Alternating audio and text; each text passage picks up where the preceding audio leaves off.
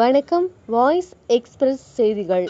நமது சிறப்பு செய்தியாளர் அவர்களுக்கு உலக சாதனையாளர் மற்றும் பாவலர் விருது வழங்கிய நேர்பட பேசு மாத இதழ் நிர்வாகத்தினருக்கு நன்றிகளை செலுத்துகிறது வாய்ஸ் எக்ஸ்பிரஸ்.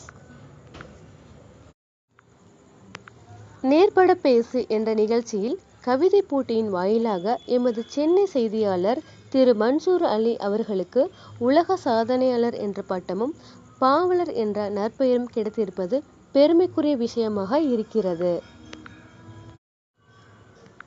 எமது செய்தியாளருக்கு கிடைத்த வெற்றி என்பதில் அளவில்லா மகிழ்ச்சி.